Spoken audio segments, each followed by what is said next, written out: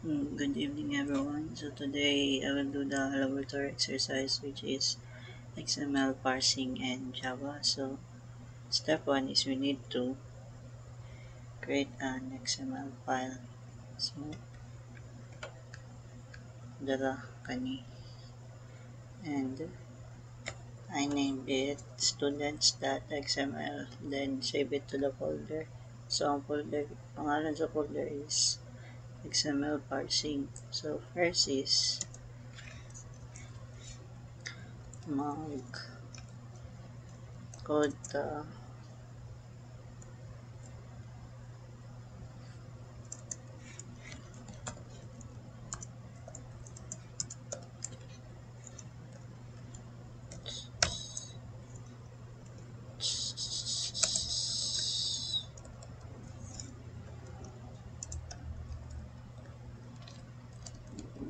yeah.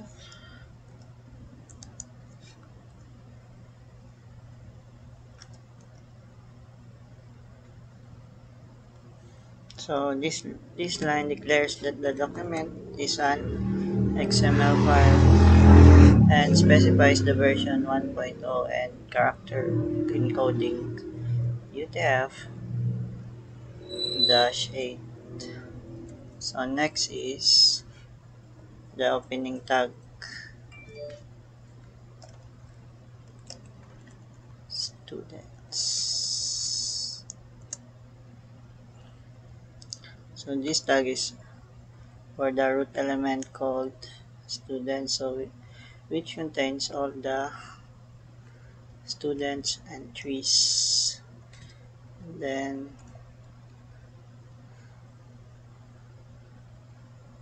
mag then so this tag is the opening for a single student entry. Next line is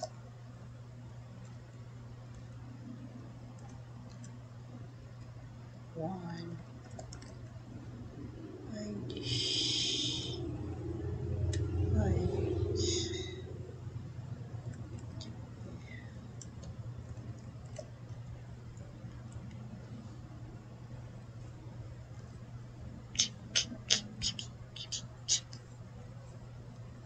So this line specifies the unique identifier for the student, which is one.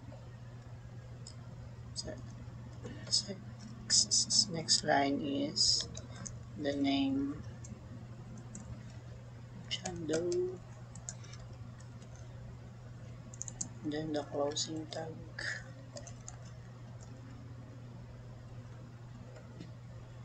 So this contains the name of the student, which is Sid Jando.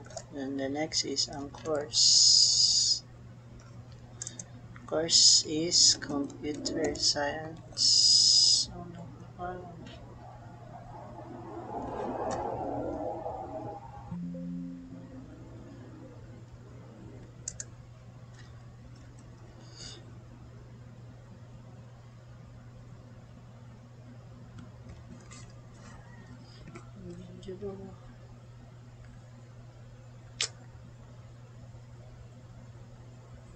continue tanong. Computer science. Then the closing tag. Course. Second is ang email ni Jando.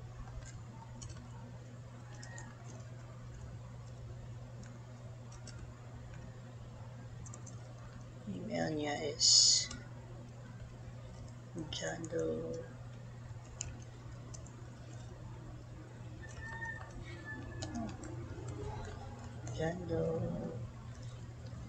example.com, then the closing tag.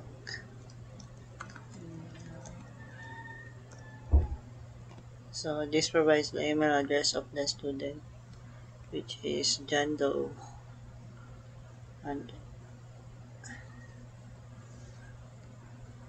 at example.com. So the next is ang closing tag.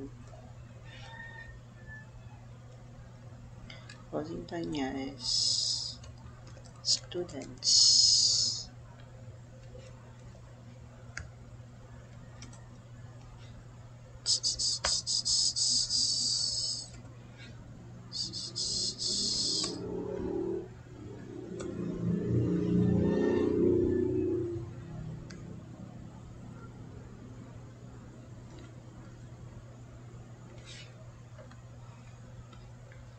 So this closing tag is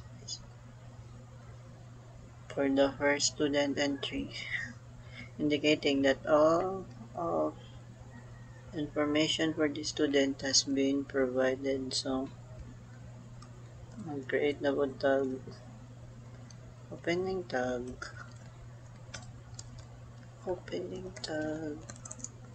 sa student 2.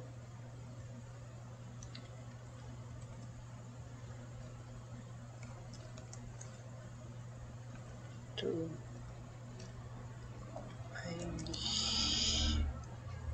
Oops. So this one specifies the unique identifier for the second student, which is 2. And then name CJ Smith. Oops.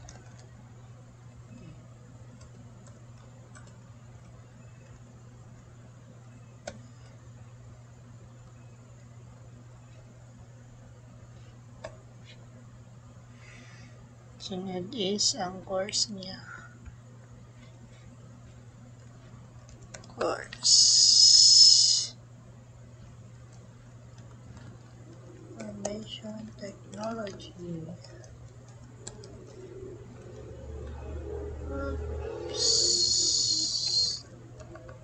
Course.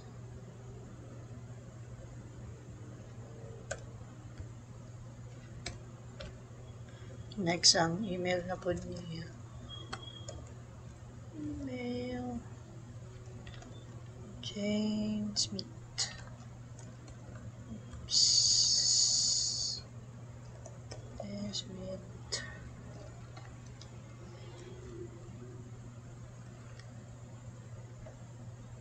Email.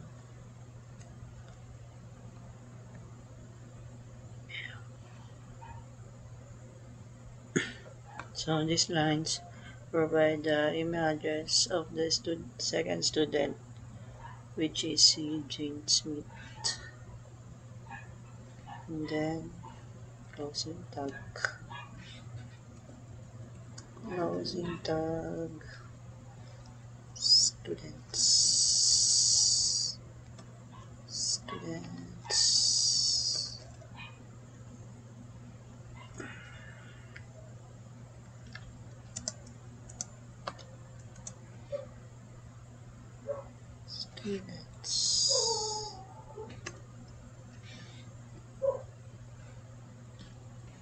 And then closing tag students. So this is the closing tag for the root element students, indicating that all students' entries have been completed. So summary. This document organizes information about 2 students, including their IDs, names, courses, and email address in a structured format. So step 2 is parsing XML using Java. So mag-create tawag file, name parse xml.java, so mga siya.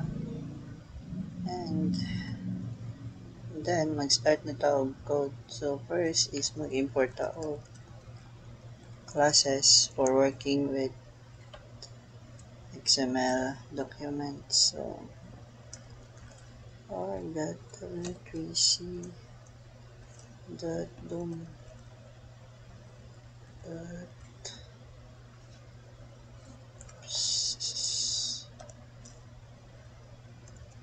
Sunod is mag-import ta og classes for parsing XML. javax.xml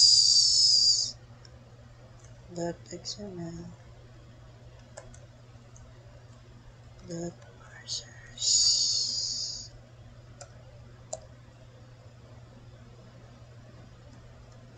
Alright.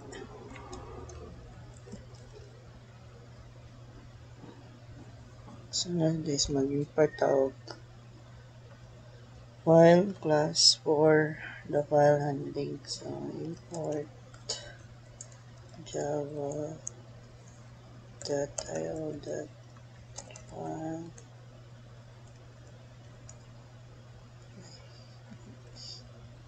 imports. Naman siya. So i-define na to ang public class name person. So public class parse.xml.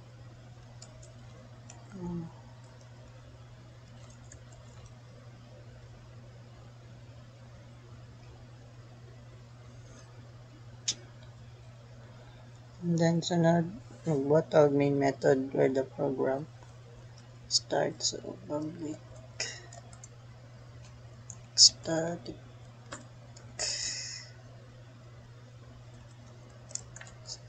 void main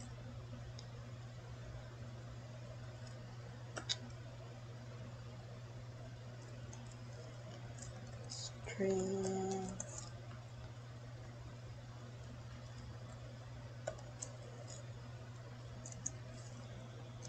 args.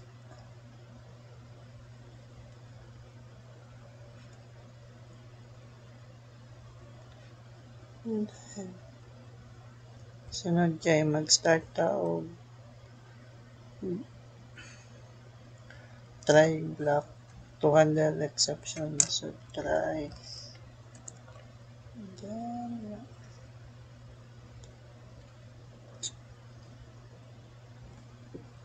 sunod kay mag-ano ta, create og file object for the XML file. So file XML file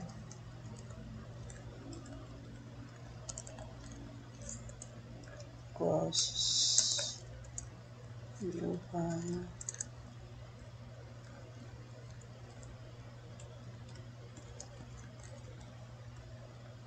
dot XML.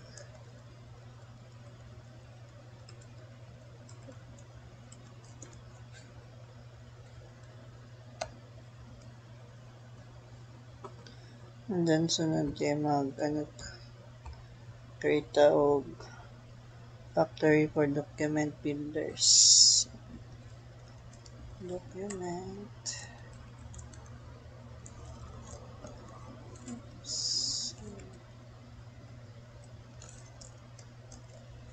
builder factory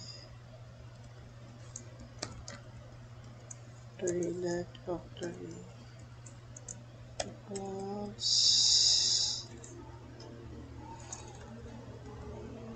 document builder factory dot load instance.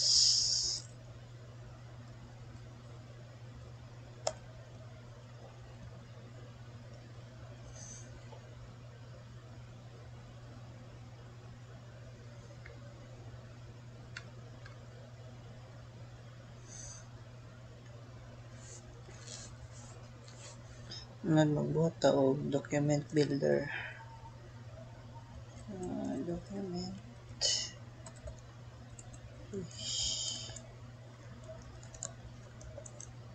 builder sunod builder equals the new document.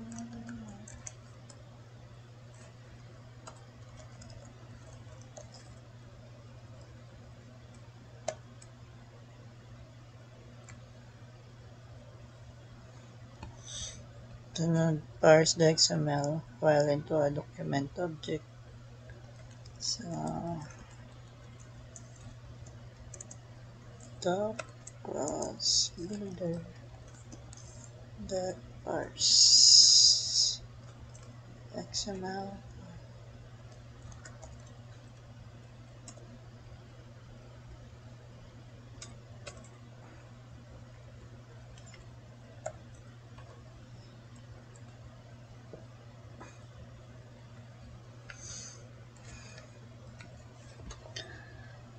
Sunod na to button, i-normalize na to ang document structure. So button get document element, get document element dot normalize.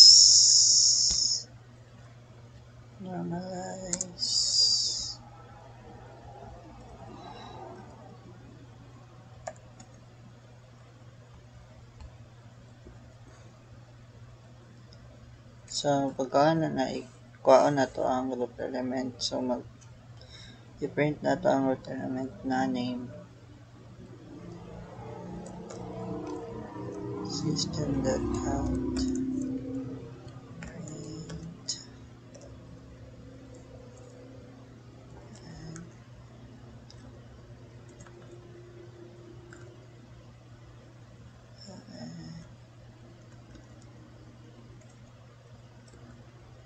root ganito root element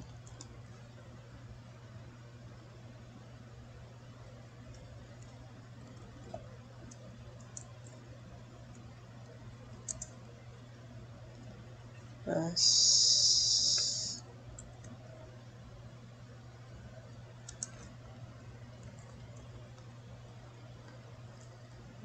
doc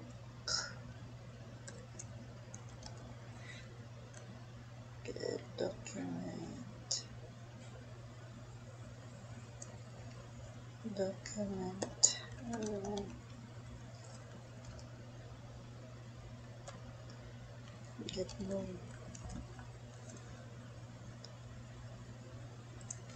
get node name.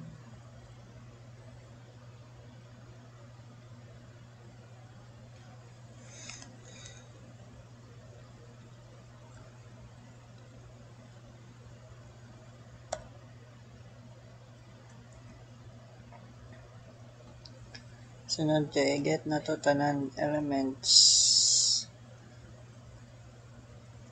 or get na to tanan student elements. So kuha na to tanan list of all student elements.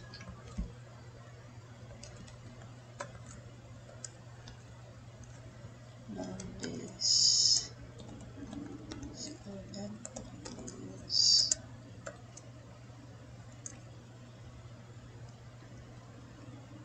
get element by Tony.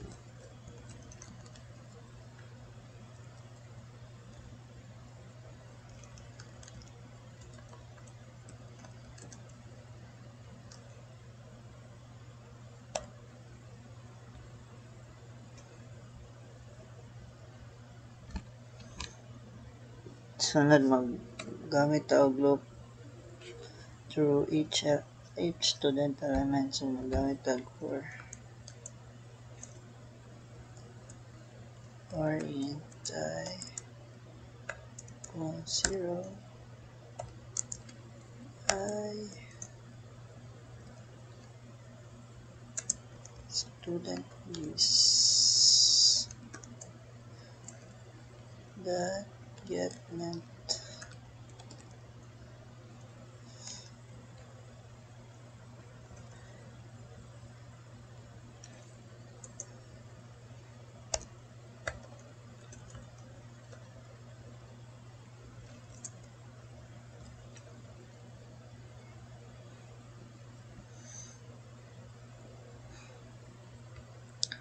Sunod, check na to if the node is an element.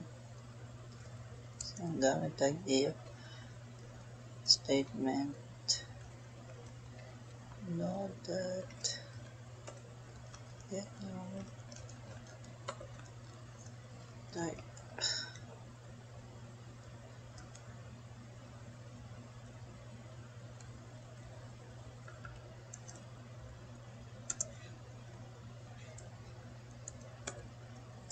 Node element.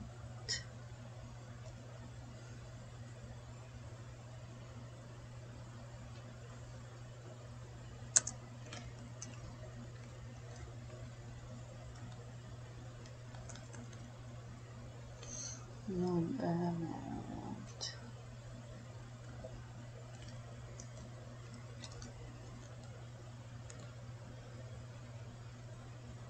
Node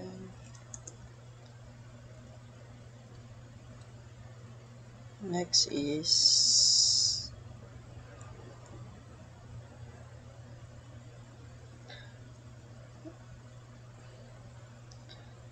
cast na to node to an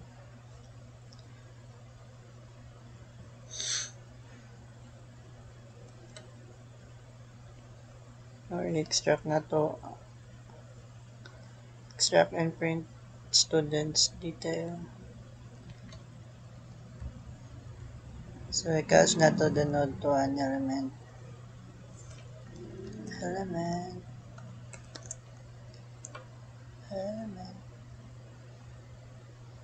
students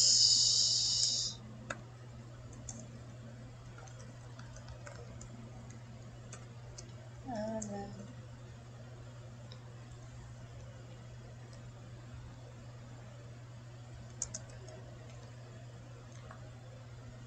node.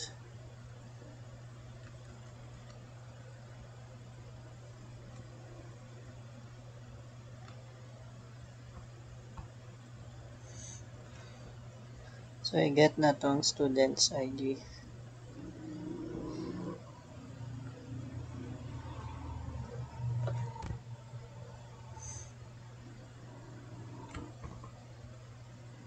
Students ID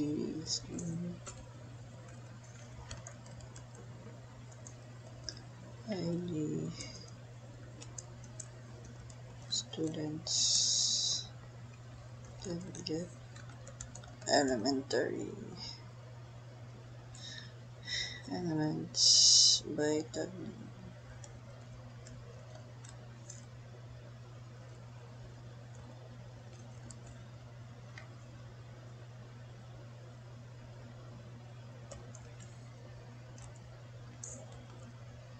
item 0 dot get text.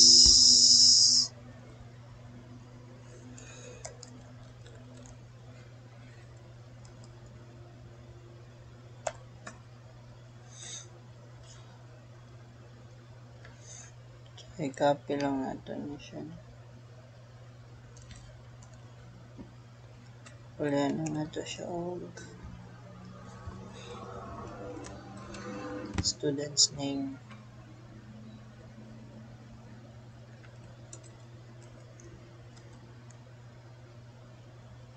Copy na po na ito siya.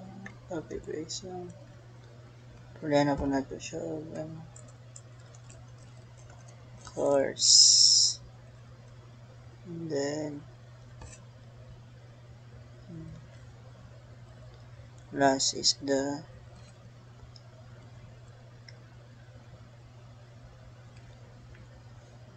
email.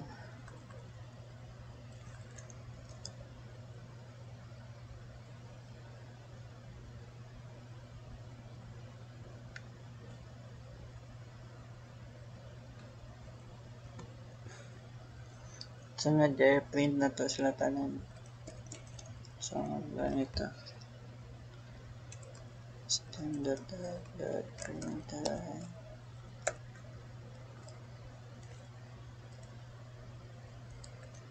ID plus ID.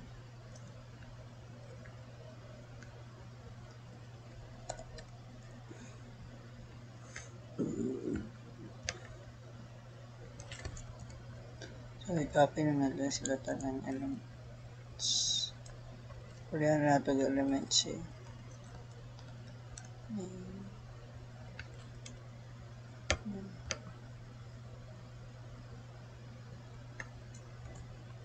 Name. And then, sunod.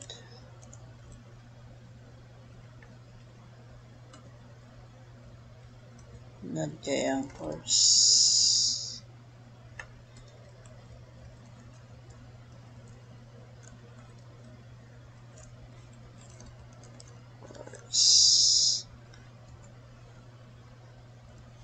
Last one is the email.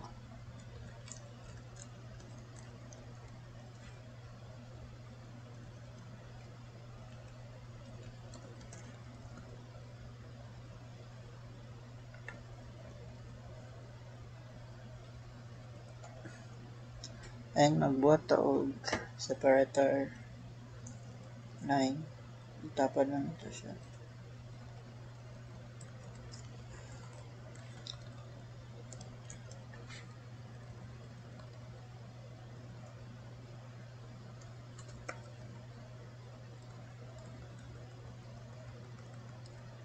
Pwede na nga.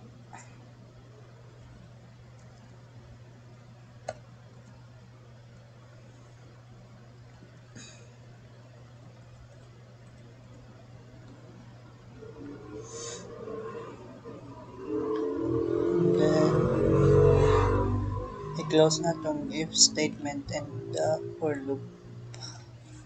So, catch exception exception exception.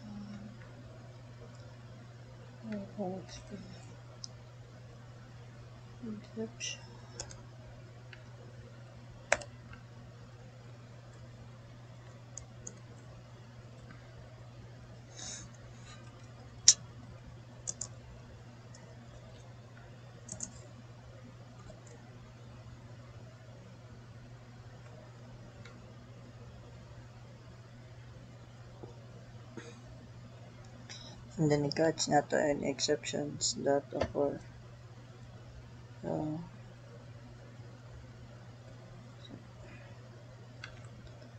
catch.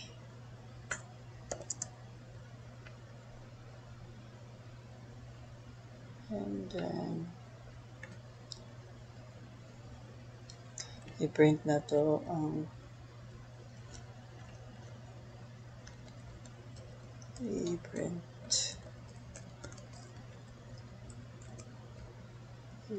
stock trace.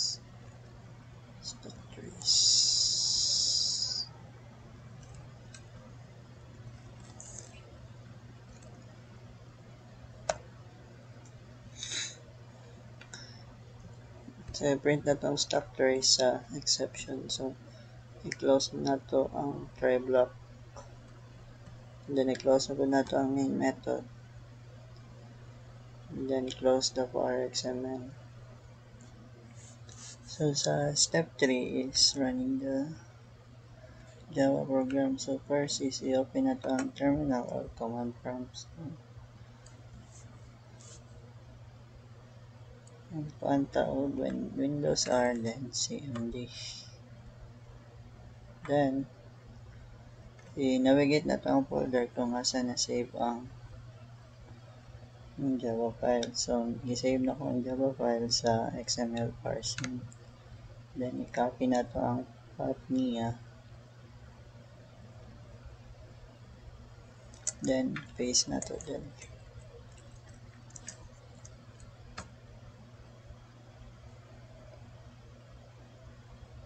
Sunod is type the Java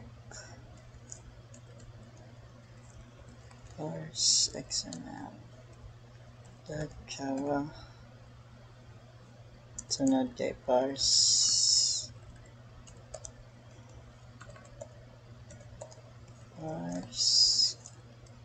xml dot class. Oops. This one's open na siya ang file.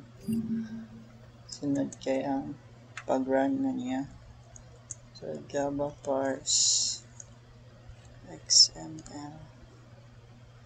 So dara ay ang output.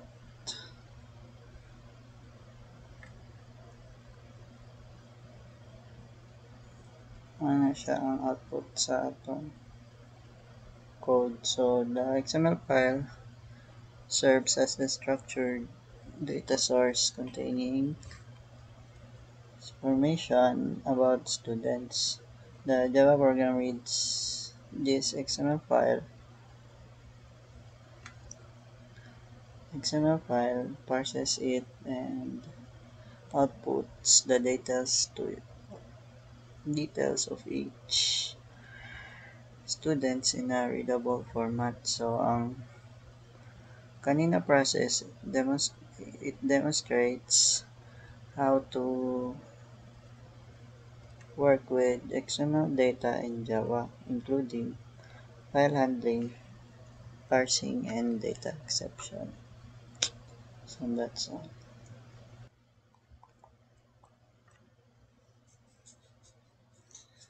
So sa step 4 is modifying XML. So dili mag-add na new student. So wala na ko na live code kay taas na kayo kung and basin dili na ko na download sa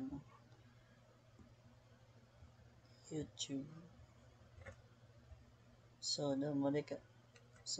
ang key modification sa step 4 na code is kaning new import. So kaning tulo.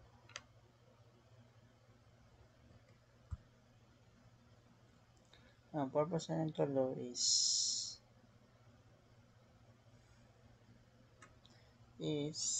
to handle XML transformation and saving the modified XML document back to the file. Ang sunod is creating a new student. So,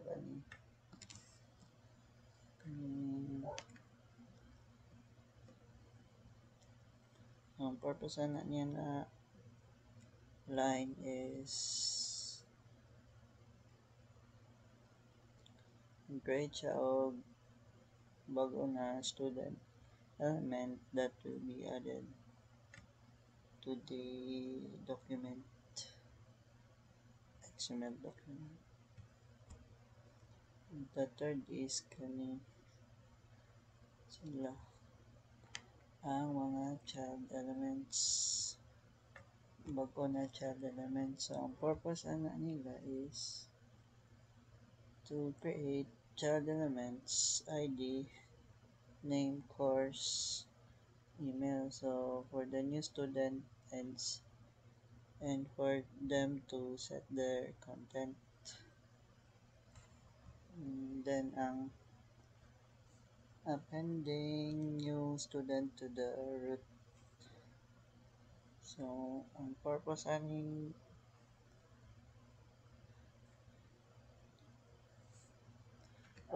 na code is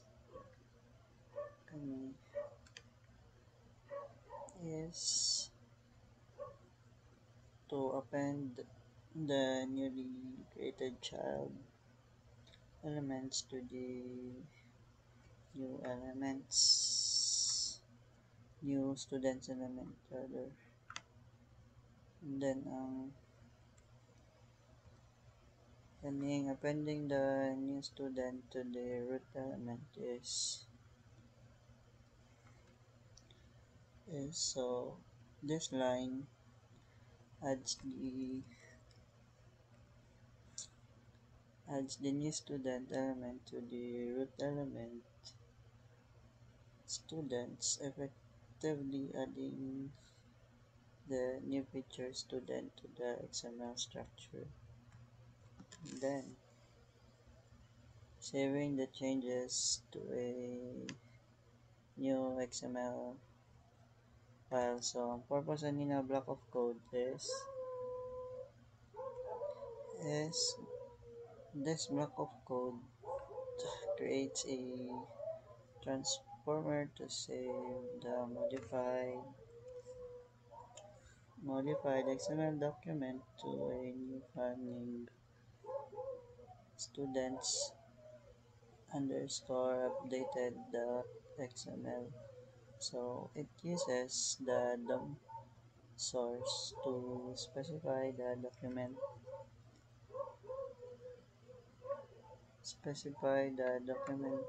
to be transformed and stream result to specify the output file. So mo ang confirmation message. So ang purpose na niya is this line prints a message to the console confirming that a new student has been added and saved to the XML file. So the modified code now not only add not only reads and parses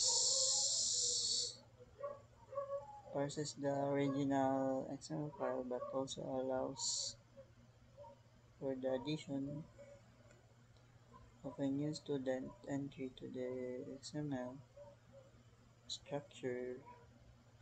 It then saves the updated XML to a new file demonstrating how to manipulate XML data in Java. So this adds functionality for creating and saving new data which was not present in the original code. So dere sa tanaw na nato ang updated students. So dara. Uy, wala ba din na lang. So pag na to ang labas is new student added and saved to the updated XML. So well, ay talaga. Ano sinatawag?